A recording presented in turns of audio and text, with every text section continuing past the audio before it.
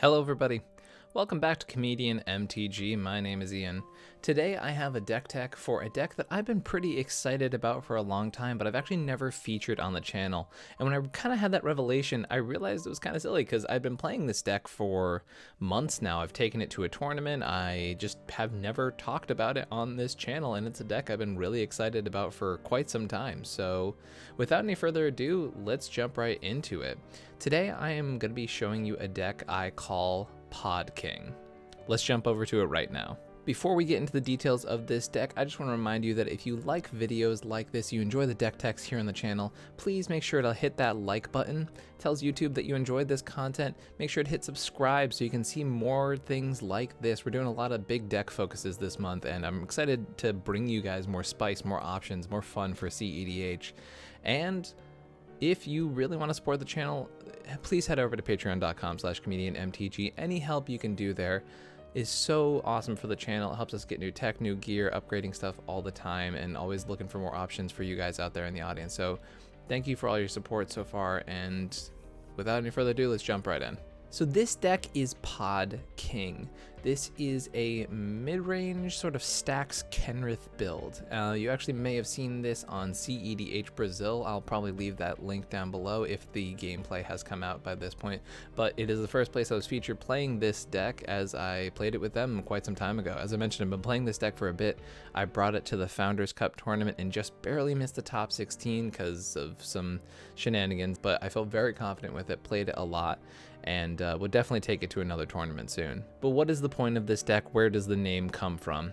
For those who have been familiar with either Modern or cEDH for some time, Pod will instinctively make you think of the card Birthing Pod. It is a very powerful card, and in the cEDH setting, you can do Birthing Pod lines that will get you all the way to a victory condition, as in winning the game during that turn, as long as you do it right before your combat. There are other lines that exist and are available that you can move to without having to go to the combat step, and we'll go through those lines as we go through this deck. But that's the idea. Now, that's not quite what this deck is built around. Birthing Pod is the OG style and the archetype that we're working with here, but Birthing Pod itself isn't actually the focus. The focus is Birthing Pod on a stick, also known as the creature, Prime Speaker Vannifar. Now, Prime Speaker Vannifar is a Birthing Pod creature at sorcery speed, so the downside to Vannifar, and the part that has made Vannifar look less appealing in general, is the fact that Prime Speaker Vannifar has to hit the battlefield, survive a turn, and then be able to do its thing. However, in our command zone, we have Kenrith, the Returned King, who for a single red mana can give all creatures trample and haste until the end of turn. Now we see where the line is. So, Kenrith turns Vannifar into 5 mana, win the game that turn. That's pretty strong. And as long as you have something with CMC 1 or greater, you can win through this line.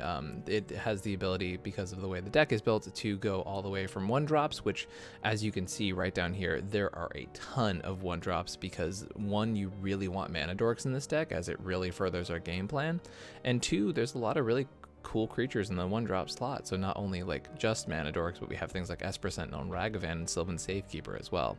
So there's a ton of options in this deck, and really cool ways to reset the curve and things like that. So when you have one of these effects, like Birthing Pod, Prime Speaker Vannifar, what do? I've described the fact that you can win the game by going up through a line.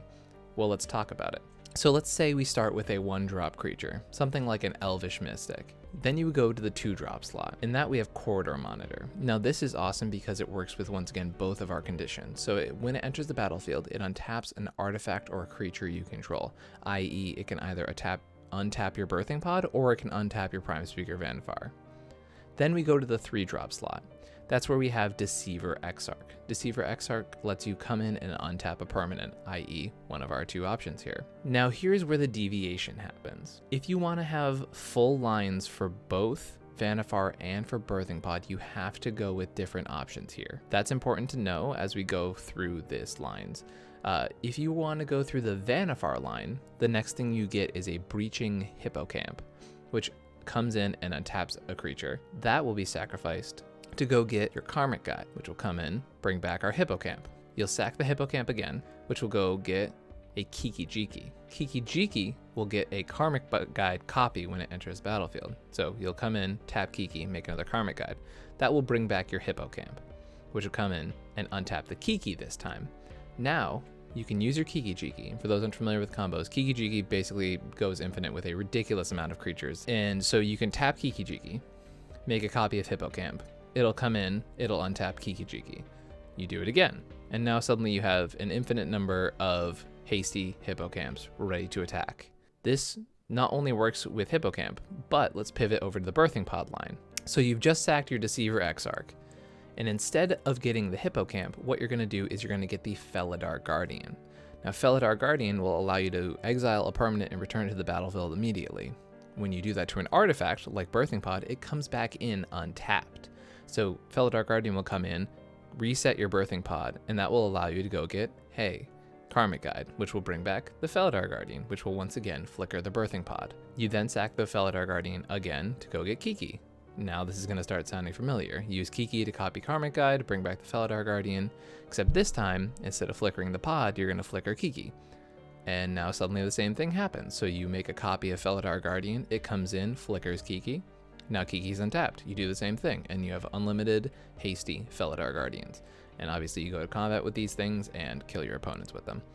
That's the point of these lines. Now the cool part about this deck is a lot of pivots can happen because those two aren't the only things that can go get Kiki. So for example, if you have a situation where you lose your Karmic Guide or something like that, but you have a different CMC creature on the board, for example, say you can get up to your Kiki with your line, but you don't have Karmic Guide, you can pod, say, a 1-drop into your Quartermander, because that also goes infinite with cEDH, as does your Deceiver Exarch.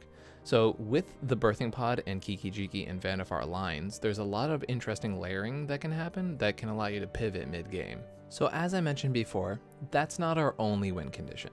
The other win conditions rely around Dockside Extortionist. Now obviously, Dockside is not a stranger to this format. It's probably one of the most important cards in our format. And the way these combos works, there's two of them specifically. The first one is pretty simple. If you have Dockside and Emiel the Blessed, you can use Emiel's Flicker ability if your opponents have 4 or more things that trigger Dockside.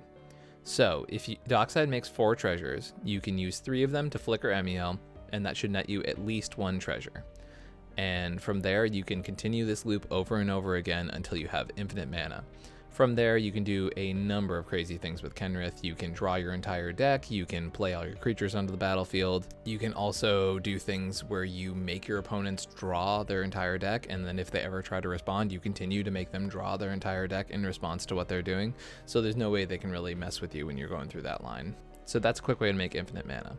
There's another infinite mana combo in the deck, and that's with Phantasmal Image.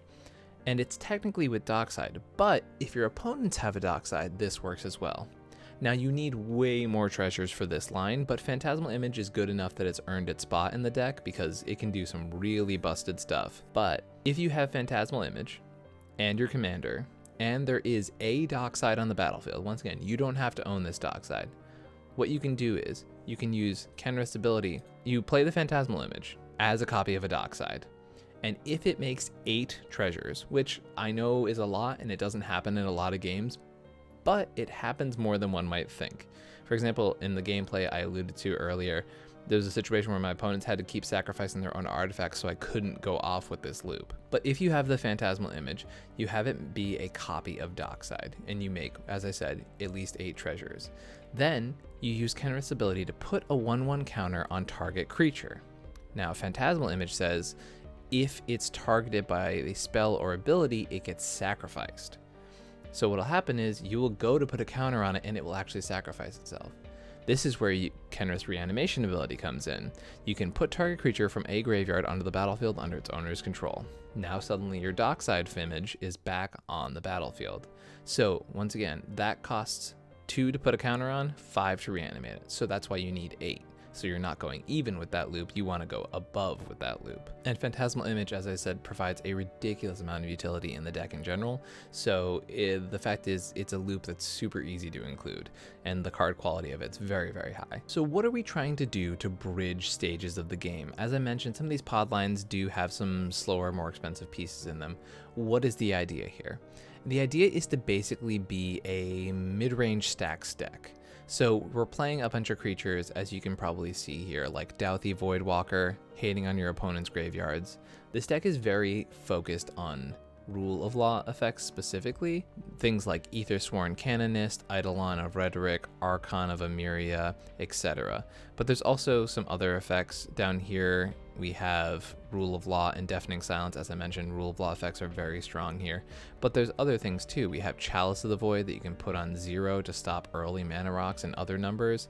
There's actually a really cool thing where if you put Chalice on a number where you're cutting off one of your own combo creatures, you can cast it into Chalice of the Void, because it's not an effect that says you can't cast things, it counters it. So a lot of the time you can counter your own stuff with Chalice of the Void and then just reanimate the creatures back with Kenrith, which is something I've definitely done in some games. The other Stax effects are things like Lavinia, which is an awesome one-sided Stax effect that really does a lot of parity breaking. Drannith, as I said, the exact same type of thing. Drannith is amazing at breaking parity on your opponents, as well as Opposition Agent. Any type of mid-range creature deck, you definitely want Ranger Captain of Eos, and as I mentioned earlier, the amount of available creatures are fantastic. One combo that I really want to highlight here, and combo is pretty loose, but Sylvan Safekeeper is a fantastic find when you're using Ranger Captain of Eos, because it allows you to get something that not only protects your Ranger Captain, it protects all of your combos that, as I clearly mentioned with the explanation of the win conditions, they're very creature heavy. So having Sylvan Safekeeper there to protect your combos is awesome, and having your Ranger Captain of Eos getting its own protection, making sure that it can't be blown up so your opponents can try and go for a win on their turns, is really awesome. Sylvan Safekeeper is a fantastic part of this deck, and the fact that Ranger Captain and Sylvan Safekeeper work so well together is great. So that's the idea. You're trying to slow your opponents down so they're playing at your level. There's very little counter magic in this deck because of the fact that we are, as I mentioned, playing Rule of Law strategy, so we're really relying on actual counter spells because we're trying to develop permanents that stop our opponents as opposed to instants and sorceries that stop our opponents. So for reactive spells, we really have things like Mental Misstep, Swan Song are our only counter spells. Then for board clearing, we have Fire Covenant, which is really awesome when you don't really care about your life total. Now, this deck does get into positions where you can start harping your life total over and over again, but luckily Kenrith does give you the ability to gain life on its body, which is very, very strong. Then there's things like Swords of Plowshares, which I think is just a super necessary piece of removal. Cyclonic Rift, a great way to reset your opponents. Assassin's Trophy, Abrupt Decay, fantastic pieces of spot removal. And Silence, which is just one of the best effects in the format. One of the best cards in the format, in my opinion. Now that we know the general game plan of the deck, I'm going to go down by each section and highlight some important cards in them. So let's start with the creatures. Creatures, I've really talked about a lot of them, either their utility pod pieces, things like Lavinia and Drannith that really break parity and create very powerful Stax effects. Fiend Artisan is very strong when you're trying to assemble these A plus B creature combos, a card that, and once again, another creature that Kenrith can give haste and completely make it way stronger than it already is. Very, very strong in this deck and really worth talking about because that card is super great at saying, oh, I have a corridor monitor on the battlefield, well, I'm going to pay 6 into this and now I'm suddenly going to have the Kiki Jiki and just go for the win here. So Fiend Artisan is super strong. And it's really great when you have so many 1-drops to kind of throw away here so that it can go away. Gilded Drake is fantastic in this deck, fantastic in a deck where you are throwing away dorks and things to things like Neoform, Eldritch Evolution to be able to grab a Gilded Drake, take your opponent's best creatures. These games do turn into a bit of a slog, so if your opponent happens to have something that's larger than your Kenrith, which is very, very unlikely because Kenrith completely ruins combat for your opponents, but if that is the case, you can take it with the Gilded Drake, or if they have an effect that's stopping you going off. Gilded Drake's obviously amazing, don't have to really argue for a format staple. Spellseeker is a card that for me is always on the edge of being cut in a lot of decks, and you think like a Neoform Eldritch Evolution deck that worries about pod things, you can pod a lot of stuff into this. Spellseeker is very, very strong for that. However, the fact that we are so light on these like counter spells makes it a little bit worse. I'm saying a little bit. It does grab you any tutor in the deck, it does grab you all of these really efficient removal paces, it grabs you Cyclonic Rift, so for that reason alone, I'm hesitant to actually go through with cutting it, but it definitely has been on the mind before. However, you know, once again, even now, just looking while I'm doing this deck tech and seeing how many options are available, even if it is less than the average deck, still makes me think it warrants its own inclusion. It's just unfortunate that you can't do things like recur it over and over again to get more and more interaction. It's more like you do that once or twice and then you've got to kind of get creative. Moving down to the sorceries, nothing too wild here. Literally all tutors.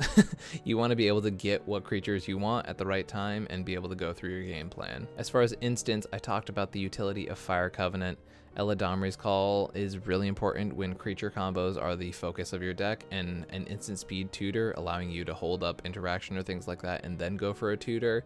It's pretty good. As I mentioned, there's only 13 instants here, right? So holding up interaction isn't always going to be something you're going for, but it's strong enough and able to be flexible enough where it gives you a lot of options. Plus, a big thing people don't realize about the deck is a lot of the time, just because you have permanence on the battlefield doesn't mean you're not playing a reactive game plan. So as soon as you get Kenrith on the battlefield, a lot of the time you will be passing your turn and kind of seeing what your opponents are doing and using Kenrith's ability to either draw a card, put some counters on things to mess with combat so your opponents accidentally punt into being creature removals with 1/1 counters, or giving your opponents haste to beat up on an opponent who's running away with the game, or drawing cards with Kenrith's other abilities. So Kenrith is such a big toolbox that holding up instant speed stuff isn't as egregious as you might think for a permanent based Stax style list. Apart from that, just standard removal, classic amount of tutors, just the basic stuff you would expect in this list. When we go to the artifacts, nothing crazy to note here.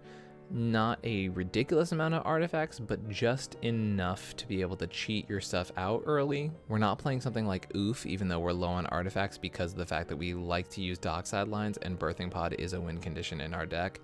And to really go into that version of the deck, I think it would be a little bit different. It's definitely doable. There's definitely a version of this deck that is not on actual Birthing Pod and is on Collector Oof and Null Rod, maybe not on Mana Vault, but still on Jewel Lotus. It's super doable, and it's a way you can take the deck. I just think the benefit of having Dockside combos way outweighs the inability to play out Oof.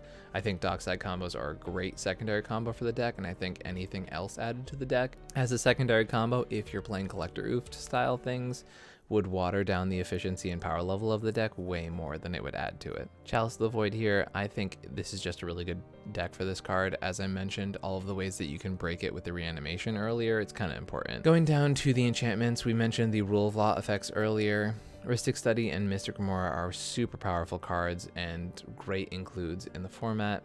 Wild Growth, just another way to keep accelerating. This is in place of Carpet of Flowers. I am not very high on Carpet of Flowers as of late. It is, if you are in a meta where Carpet of Flowers is paying off for you, that's awesome, but as of the games I've been playing lately, Carpet of Flowers has been really, really lackluster. I mentioned earlier how strong Kenrith's abilities are. Training Grounds is absolutely worth an include here. For 1 mana, suddenly your reanimation effects with Kenrith are 3 mana, you're drawing a card for only 2 mana. Stuff like that starts to really add up, and especially when you're doing things with Phantasmal Image and Dockside and you're reanimating creatures to get value on your opponent's end step, it just starts to get out of hand very fast, and any acceleration from Training Grounds really picks up the pace of this deck. Counterbalance is another proactive Stax piece in this deck. Now, the average CMC is a little bit bigger given the fact that we have some 4s, some 5s in the average deck in our format. However, this card does fit with the play pattern we have been describing with this deck, of the idea that we're placing permanents on the battlefield that disrupt your opponent's game plan.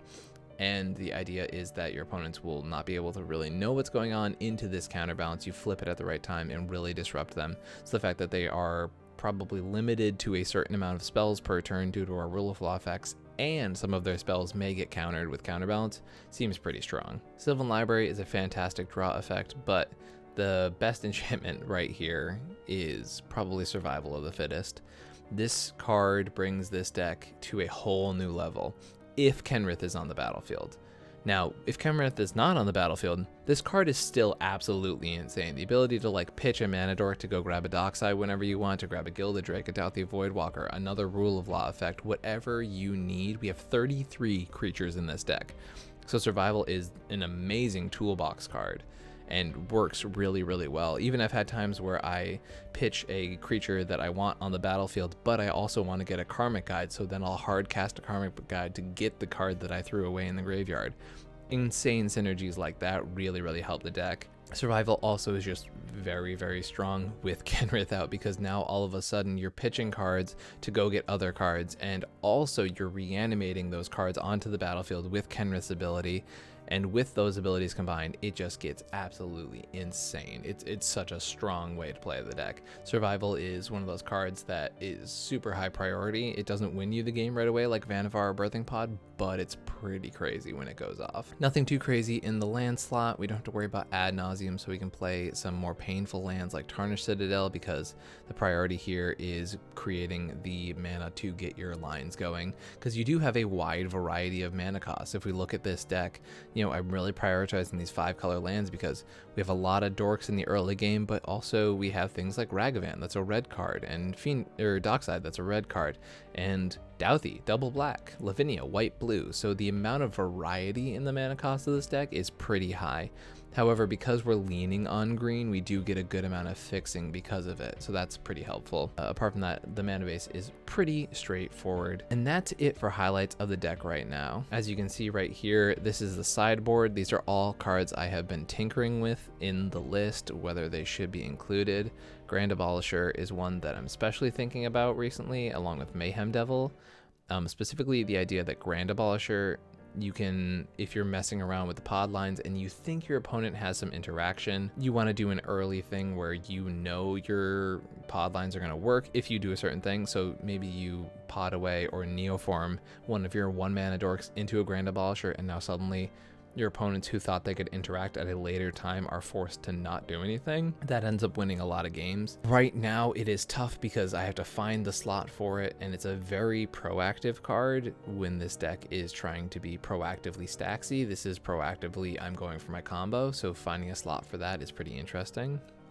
Mayhem Devil opens up a ton of unique stuff with Dockside, especially given the fact that your opponent's Dockside suddenly become a lot more complicated with a Mayhem Devil on the battlefield. There are combo loops where if you have, I believe, 5 treasures, you can win the game with Mayhem Devil Dockside, because you reanimate the Dockside with Kenrith's ability, so you need your Kenrith, your Mayhem Devil, and your Dockside. And the damage makes it so that you can ping Dockside for 2, kill it, and then you have 3 damage to distribute however you want, so you'll be able to gun down your opponents with Mayhem Devil, Dockside, and Kenrith on the battlefield if you're making 5 treasures, which is not that unrealistic of an ask. Apart from that, the board control that it provides is really good against other creature decks. So if you're running into a bunch of creature decks in which like their mana dorks are just kind of living around way too much, they have little creatures, things like Kinnan on the battlefield a bunch, or they're playing their own Dockside strategies, Mayhem Devil's really good at throwing a wrench in those. And then the other one I've been really heavily considering on here is Archon of Valor's Reach. Basically the idea is that Archon of Valor's Reach is a card that you can neoform, Birthing Pod, Vanavar, and Eldritch Evolution from Kenrith that is super disruptive. In addition, there's some cuteness with the fact that you can like get it with Survival, put it in the graveyard, bring it back with Kenrith for a cheaper cost. It's insane how much of an effect this card has on the board state. The real question is like whether the deck needs a 6-drop that does this. It's super disruptive, don't get me wrong. You almost always name instant with it as well. Not having instants in cEDH is really bad for many, many decks. So it's a really strong effect. I think it could definitely find its way into the deck at some point, but how often do we want to throw away our Kenrith is a big question, because if you've been paying attention to the deck tech so far, you've noticed how much Kenrith's abilities are super, super relevant to the deck. And so throwing away our Kenrith, while it still could be really, really strong because you're getting a super powerful Stax effect here, it also means we're losing our Kenrith, have to cast it again for 7 at the very least, and that's definitely something to think about. However, the card's definitely in the considering. Definitely one of those cards I keep flirting with the idea of, but it keeps ending up not really making the cut here. This is probably a great time to go do some test hands so we can kind of see the Mulligan idea strategy behind this list. All right, so this first hand here, City of Brass, Deceiver, Exarch, Court Armander, 2 more lands, dockside, lowest pedal. So we can get a dockside out really early, but it doesn't really do anything else. We have no consistent mana engines in the deck. We have no way to tutor. We have no card advantage coming out of this hand. Even if we get a Kenrith out, we're really hoping to get a ridiculous amount of dockside mana and then like a consistent way to keep drawing off of Kenrith, and that's not really how the play pattern of the deck works. There's no mana dorks, there's nothing that'll stop our opponents from winning the game, and we have 2 kind of useless combo pieces in our hand. So let's mulligan this. This second 7 is so much better. So we have consistent mana with Deathrite Shaman and the fetch land, being able to go consistently gain us that. If we want to pivot instead, we can go Esper Sentinel turn 1. We have a Jeweled Lotus so that no matter which one of these 1-drops, even if we don't play the mana dork, we still get to have a Kenrith turn 2. I'm always inclined to do something like play the mana dork and then turn 2, play Kenrith and the Esper Sentinel, because you always kind of want to get your consistent mana out as soon as possible. And you even have the variety if you think your opponents are going to go off. Do something like Jewel Lotus into Kenrith into Holding Up Silence. There's a ton of different options. You don't even have to jam Kenrith early if you're not worried about like going for it right away. And this is a hand that's also like 2 mana away from turning this Worldly Tutor into a hasty Vannifar for the win. So this hand does a ton of different stuff. It seems really strong. This first 7 here is seeming pretty weak. We only have 1 land. We've got a bunch of our loose combo pieces, meaning our birthing lines are getting shut off. We can't even guarantee that we're going to get to our 2-drop Hate Bears. Seems pretty bad. So this is our second 7, and this is pretty strong to me. What I'm reading here is the ability to go Chrome Mox, imprinting the Swan Song, and playing our Mystic Remora, then using our land to play a Mana Vault, ensuring that we have a turn 2 Kenrith with mana up and a Mystic Remora going as early as turn 1 on top of developing our own mana. That seems pretty bonkers. And you know, there's also a world where you draw a blue card off the top, you don't have to get rid of one of your only counter spells in the deck and Swan Song. So there's a lot of options for this hand, and I'm a big fan. Let's go to a first 7. Whew, okay. This is a hand that is greedy that I, as a player, am inclined to keep. We have the ability to go Chalice of the Void on 0 on turn 1, which is pretty strong. Turn 1 Breeding Pool into the Ignoble Hierarch, which is pretty cool because we have access to 4 of our 5 colors by turn 2. If we draw another land turn 2, we can play this Rhystic Study, really pop off. If we're worried about that not happening, we can play Fiend Artisan. And Assassin's Trophy's also opened up early, so even if we do get really screwed on lands, there's still options to be had here. I'm definitely inclined to keep it just because despite the mana troubles that may potentially arise, the rest of the hand is just straight gas. So to me, that's pretty worth it. Okay, so this one's pretty interesting. We have the ability to get our top 2 colors, which once again are green and white. The curve here is that we can go turn 1 Dork into turn 2 hold up mana, play another Dork, and play Mystic Remora. So that's pretty cool. So turn 1, you'd go with the Verdant Catacombs, go grab a Tropical Island, play the Elvish Mystic. The next turn, you play this land here. You can play the Absence Pilgrim, play the Remora, and hold up Silence, which is a lot of actions for turn 2. 3 individual game actions that are all reasonably impactful seems really good to me. And then you're starting to get your engine online. You can start playing Kenrith. People are going to be feeding you cards with Remora, and you get to hold up interaction in a deck that doesn't get to hold up interaction a lot. So that seems really good. Really happy with all of these early 7 keeps. It's pretty great. This hand here is fine. You can play Ignoble turn 1, turn 2. If you don't get a land, you can Safekeeper and Ragavan. It's not one that I'm super excited about. You can also find a way to Worldly Tutor if you get another land, grab a Dockside. Dockside Felidar Guardian is pretty cute because you can flicker the Dockside and get another ETB trigger off that. And then you can do cute stuff with Spellseeker. So if you think your opponents are like gonna make a ton of treasures and you kind of want to play this medium turn 1, turn 2, hoping you get a land, it's a very defensible keep for a 1-lander. Whether you keep it is kind of up to your personal play style. I tend to go for greedy keeps more often in situations like this because of, as I mentioned, kind of the stuff you can do that's not the general part of the hand. But this is a hand that I'm super able to say like could easily be mulliganed. So if we were to mulligan it, I think what really depends is, do you think this pod is going to feed Dockside a lot? If it does feed Dockside a lot, I think you keep this hand more often. So let's say a pod that we're not sure is going to feed Dockside a ton. Maybe there's a food chain deck at the pod, or like a Hullen, something like that. So let's mulligan. Okay, so this is our second 7. So this hand is very exciting and very awkward all at the exact same time. A turn 2 Vannifar is really strong because turn 3 allows us to untap and threaten a win. But one big stinky problem here, and a thing that if you play a lot of Hulk decks or a lot of pod decks, you'll notice, Kiki Jiki's in our hand. Same thing with Hulk decks, and you'd find like a birthing or a breakfast piece in your hand, or a piece that was hard to play from your breakfast pile, or from the, you know, green-black piles. Anyways, the point is you have a piece that you want in your deck in your hand. Now, if this was out of our hand and in our deck, this would be fantastic. But it's not. So that being said, the turn 1 play of turn 1 birds and mana crypt is still super strong, and I'm still very inclined to keep this hand because next turn, at minimum, you're untapping with 4 mana, which is great. You can do things like play Vannifar and then just work out different lines with not having to play Kiki, or playing Kiki in kind of obscure ways. So things like turning this Birds of Paradise instead of an untapper into maybe a Dockside, and then playing Kiki and then copying your Dockside and things like that. So another hand that may be a little Dockside focused, but not in any way that's kind of egregious.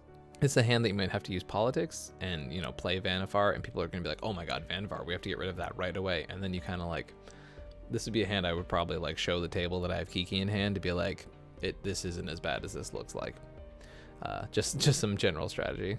All right, this is another first 7. This one's a little funky because it has a bunch of stuff we like, but not in a way that we're happy about. So like Jewel Lotus means we get a turn 2 Kenrith, but then that's also the turn you'd want to play your Survival of the Fittest and stuff like that. So it's odd. It definitely is odd. I would not be inclined to keep this for fear of it just being too slow. I think if you are in a pod that you guarantee is like all slow decks, there's enough advantage engines here that it will allow you to take a longer game, but I still don't advise that style of play. So I'm gonna go to second 7 here. This hand's gonna freaking hurt. Snap keep though, for me. Turn 1 Rhystic Study. I would need a very solid argument to not keep a turn 1 Rhystic Study. That's about it. I think this card's insane. Not only that, you have Dockside in hand to fix your mana if that becomes a problem later. You have a very disruptive, one of the best disruptive pieces in Deafening Silence for Remora. And you have Ragavan. You can just start doing insane things with this hand, but like having Remora, Rhystic Study, and Deafening Silence, and Dockside, this hand's wild. Despite even the mana problems, but that's, you know, turn 1 Rhystic Study tends to draw you into more lands, so that's great. It's a great hand. This is a good example of like a medium milquetoast hand. I just don't think this does anything. We have 3 lands. We have the ability to like Eladamri's Call as early as turn 1, but there's no one creature that I think just turns this hand into like Value Town, because you can search. Even if you get a Dockside, it makes you mana, and then what else do you do with it? You can get Fimage to copy some cute stuff, but I think this hand is just so relying on Eladamri's Call, 1 resolving and then 2 getting you something, and like Esper Sentinel's your main card advantage creature, but like Eladamri's calling for an Esper Sentinel on turn 1 doesn't feel great to me. That's not how I expect to win a game. So I think you ship this. Second 7 here. It's pretty medium. You can Worldly Tutor for Dockside and not really do anything with it. Ranger Captain's obviously very strong here. If you think you're gonna at least get 3 mana from your Dockside, turn 1 Worldly Tutor plus Lotus Petal gets you Dockside for 3. So you have Dockside, you play that for 2, makes 3 treasures on top of your 1 Lotus Petal, so you can like Ranger Captain into an Esper Sentinel, which is fine. But then you have lands and 2 untappers in your hand, which 1 don't help your lines at all because they're untappers that are not in your deck and they're in your hand. And you're relying on Dockside, you're relying on losing a draw because of Worldly Tutor. I think this is going to be our first time we're going down to 6. This hand's fine, but I'm not excited about keeping it, especially if you're in a tournament, especially if you're not even going close to first. Like, if you're going first, this is way more defensible than any other later point, and even then, I don't want to keep it. Oh, this hand's great. This hand's awesome because of the fact that you have 2 of the best Stax pieces in the format in the hand, and also 2 more insane Stax pieces. This deck is built around the concept that rule of laws are really strong, and this deck absolutely demolishes parity on rule of law because of the way Kenrith works, because of the way things like survival of the fittest work, and your pod effects, and all of those things operate outside of a rule of law effect, which is kind of the strength of this deck and the strength of this archetype. So turn 1 Deafening Silence, I have heard many decks struggle with that. To then be followed up with a Drannith Magistrate on turn 2, it's pretty great. It's a lot of decks that struggle to get out of that. Obviously, the later in the turn order you are, the harder it is to sort of slow your opponents down. But if you're going like first or second, this hand can be crippling to a lot of decks because you shut down things like Ad Nauseam strategy, you shut down commander-centric decks, graveyard decks that try to break parity on Ad Nauseam. And you have more rule of law effects as backup. You have a tutor to eventually dig yourself out, maybe get some card advantage, maybe get a dockside, things like that. All really great stuff in this hand. I'm probably inclined to put the Eidolon as it is the most expensive rule of law effect, despite being the only hard rule of law effect. Having these 3 out in the battlefield, even if you're like not DTing for something later in the game, seems really, really strong. All right, let's do the last keepable hand. So no matter how low I go, the last keepable hand on this will go. If it's the first 7, great. If it's the 5th hand, then that's fine too. First 7. So there's a lot of ramp in this hand, which is good. Historically, I have a hard time mulliganing a hand like this because turn 1, you play your land, you play your Deathrite Shaman, right? Because that's the one mana source in this hand that needs Summoning Sickness to be gone. Then turn 2, you play another land. You can use your Deathrite to like Wild Growth this land. You can play your Mana Vault, and then you can play your Kenrith on turn 2. And then you untap with your Kenrith on turn 2, having used a Mana Vault, still having access to at least 4 mana, 5 if you make a land drop. So the other hands I was talking about earlier where you kind of overcommit into a Jewel Lotus to get Kenrith, that means you don't have the consistent mana to keep using Kenrith's abilities, right? Using the draw effects, using the reanimation effects, using stuff like that, using the +1 counters. But in a hand like this, you have 4 mana going into that 3rd turn. So that's pretty good. That's a good way. That's a great start to like get a real engine rolling. And you have 2 fetch lands right away too, which means Deathrite will almost 100% be using its ability and actually able to generate mana. Now, the downside to a hand like this is if you're in a pod where you need one of those early rule of law effects. If you're in that situation, you can't keep this hand because you're tapping out the first 2 turns. Now turn 3, you can hold up Abrupt Decay while also holding up Kenrith's abilities, and that's a different story if you think pointed removal is going to help in that situation. But just having an Abrupt Decay doesn't help you against an Ad Nauseam. It doesn't help you against Thassa's Oracle with Demonic Consultation.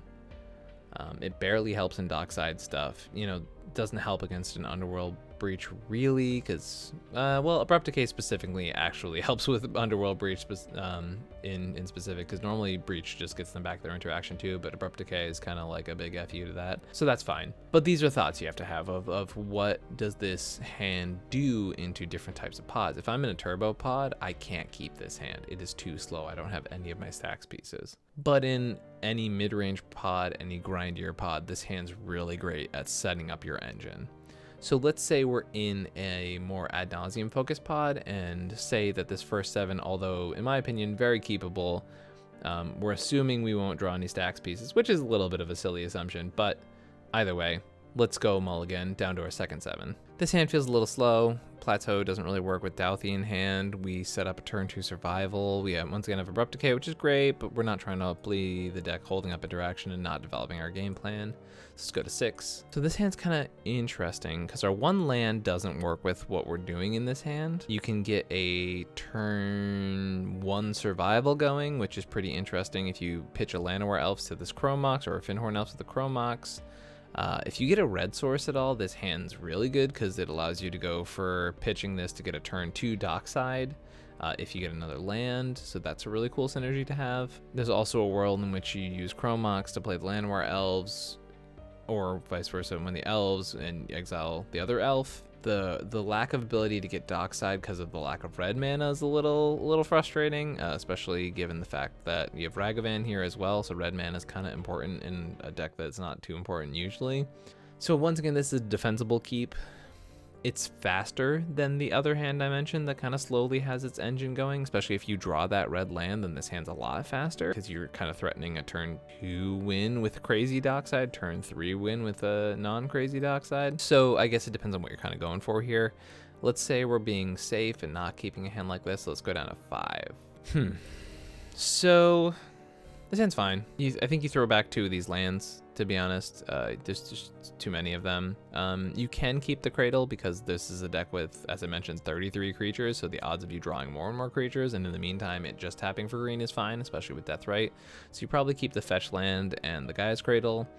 You have the ability to turn 1 Deathrite, turn 2 Kenrith with a tutor up that allows you to either grab an engine piece or a value piece or a Stax piece. So for a 5, I think this has a lot of play to it, and I think it's definitely worth keeping. One thing to mention, like while we're going through these mulligans, is how many of those hands were 7s. Like even that last hand where we went down to 5, that was a 5 that was if we need to go greedier and need to make sure we're doing certain things at a certain point in the game. That's a pretty good place to be in. And even that last hand, if you wanted to interact even earlier, you turn that turn 1 Deathrite, and then turn 2 you vamp tutor on the upkeep, and then grab a 2-mana Stax piece like a Dranith or an Aethersworn Canonist or something like that. There's a lot of play to a hand like that. There's a lot of play to this deck, and the amount of consistent keepable hands is really cool. I am a big fan of decks that break parity on Rule of Law. This deck smashes parity on Rule of Law. Even if you lose your advantage, even if your deck is going nowhere, you still have Kenrith in the command zone, who, if you're flooding out with this deck, and there's a Rule of Law effect and everyone's stacked out, the ability to be like, put a counter on Kenrith, put a counter on Kenrith, put a counter on Kenrith, give it trample and haste, smack you for 13. Do that again next turn. That person's taken 21 commander damage. All right, you're next. Being able to do that over and over and over again while the game is stacked out is a ton of value. There's a number of kind of 5-color Kenrith decks that have that sort of idea to them of like, just lock down the board until Kenrith can kill. That's a secondary plan in this deck, but it is definitely a viable win con and a viable strategy. Having situations where life totals are really important and Kenrith can gain you life, or people have lost creatures and you're reanimating things, you can reanimate your opponent's Stax effect. So if you're playing with another Stax deck, your opponent goes to pop off, kills one of your opponent's Stax creatures, you can use Kenrith to reanimate those. This commander is such an amazing toolbox. One of my favorite parts about this deck is how versatile, how many knowing the lines can really help you add wins to your score sheet. You know, going and being creative by going, okay, I can go halfway through a Kiki line here, but because I'm missing one piece, I have to then pivot to use this creature over here and then assemble a win con that way. And you have to be really creative and really fun. It is a deck where if you want to have agency, if you want to say like, I've done a lot of actions in this game, I want to be paid off for being a creative and clever player, this stuff is totally this deck. There's a game where, once again, the cEDH Brazil game that may or may not be out when this video is released, and if it does come out, I will link it in the description below. There were lines where I made my phantasmal image a copy of Kenrith so that the next turn I could reanimate my real Kenrith with the fake Kenrith and then keep a Dockside thing going on. There's crazy stuff you can do like that. You can take your opponent's creatures, you can reanimate your opponent's things to help you have a lot of value, and you can draw your opponents out by making them draw their entire deck. There's so many cool lines, so many intricacies to this deck, and the birthing pod stuff only adds to it, and it definitely, as I mentioned, tight play, creative thinking, good pivot skills, super fun to play in this deck. It's definitely a deck where you want your deck list with you while you're learning it, just to be like, oh my god, what is even in this deck? Oh, what can I do here? What's my 2 drops? What's my 3 drops? All of those things. It's so fun. It's 5 colors. It's a good Stax deck, but it doesn't feel so Staxy like win conless Stax that it's not fun. It is creative and fun and feels really like a mid-range Stax hybrid, which is super cool. Kenrith is so fun to play as a toolbox, and I'm just really proud of this list.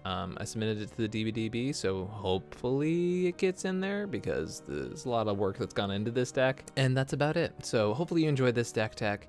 If you like this video, please hit the like button. It helps out the YouTube algorithm a ton. Subscribing helps if you want to see more decks like this, for me to pull out my decks that I've actually put a lot of work into, like this one, and played for many hours, and then just making deck techs here for them. I hope you guys enjoyed this, and if you really enjoyed this, you really enjoyed this style of content, any help at patreon.com/ComedIanMTG helps the channel a ton, and I really appreciate everyone who helps support this channel. It is so much fun to make these videos. It's so much fun to brew in the ComedIan MTG Discord, which is free to enter. There are patron specific channels, but it's free to enter for everybody, which I always leave a link to at the bottom of my videos. That's a great place where people come and brew and get excited about new cards. And I always love spoiler season in there because it's all these creative minds just like collaborating and working with each other. And it's just so much fun. So thank you to everybody for watching this video. And I hope you guys have an amazing week. Peace.